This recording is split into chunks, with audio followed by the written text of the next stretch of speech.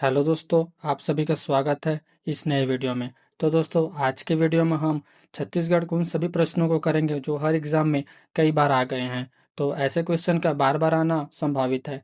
तो ऐसे क्वेश्चन को हम कर लेते हैं, पढ़ लेते हैं, जिससे हम किसी भी क्वेश्चन में आएगा तो उसको हम सॉल्व कर पाएंगे और हमें एक नंबर मिल जाएगा। तो चलिए दोस्तों, वीडियो शुरू करते हैं।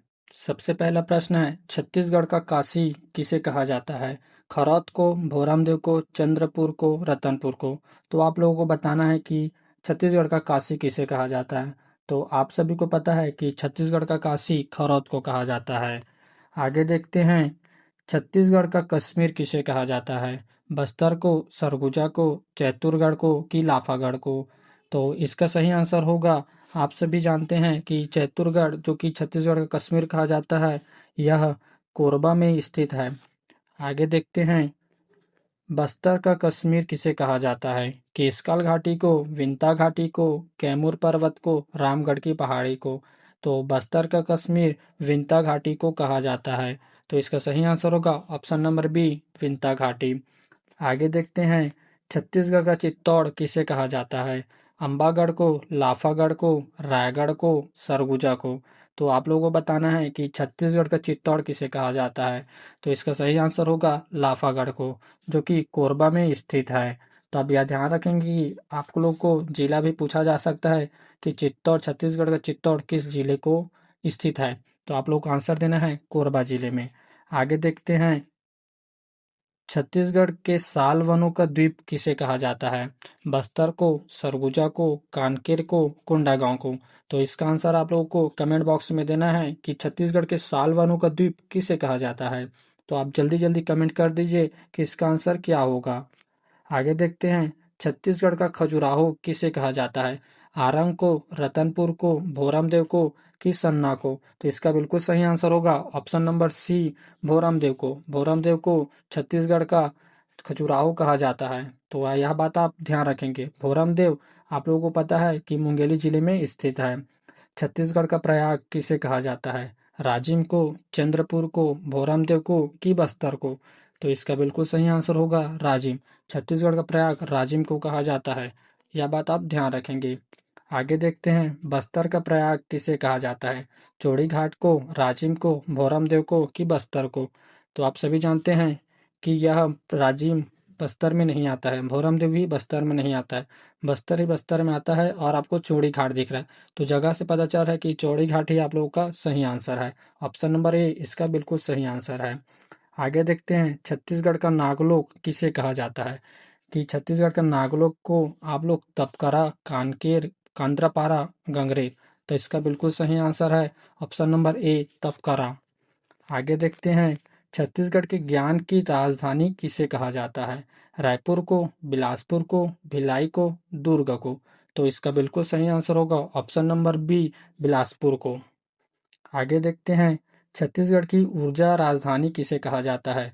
रायपुर को, बिलासपुर को, कोरबा को कि दुर्ग को। तो इसका बिल्कुल सही आंसर होगा ऑप्शन नंबर सी, कोरबा को। आगे देखते हैं, छत्तीसगढ़ की न्याय की राजधानी किसे कहते हैं? तो इसका ऑप्शन दिया गया है रायपुर को, बिलासपुर को, दुर्ग को, जगदलपुर को। तो न्याय की राजधानी हम लोगों से पूछा गया है, तो जहाँ पर हाई कोर्ट स्थित है वही न्याय की राजधानी होगी। तो यहाँ पर बिलासपुर सही आंसर होगा। आगे देख, छत्तीसगढ़ की सांस्कृतिक राजधानी किसे कहा जाता है? रायगढ़ को, दुर्ग को, बिलासपुर को कि रतनपुर को। तो इसका बिल्कुल सही आंसर होगा ऑप्शन नंबर ए, रायगढ़ को। आगे देखते हैं, छत्तीसगढ़ की टमाटर की राजधानी किसे कहा जाता है? जहाँ पर सबसे ज्यादा टमाटर होगा वही टमाटर की राजधानी होगी। लुड़ंग को, तमनार को, गढ़घोड़ा को, धर्मजयगढ़ को। तो इसका बिल्कुल सही आंसर होगा लुड़ंग। यह आप लोगों का टमाटर की राजधानी है, यह आप याद रखेंगे। यह बार बार क्वेश्चन पूछा गया है। आगे देखते हैं, छत्तीसगढ़ का शिमला या छोटा तिब्बत किसे कहा जाता है? सूरजपुर को, सामरीपाट को, जारंग को, मैनपाट को। तो इसका बिल्कुल सही आंसर होगा मैनपाट। आप यह बात याद रखेंगे। आगे देखते हैं, छत्तीसगढ़ का चेरापूंजी किसे कहा जाता है? अबूझमाड़ की पहाड़ी को, केशकाल की पहाड़ी को, गारो खासों की पहाड़ी को, रामगढ़ की पहाड़ी को।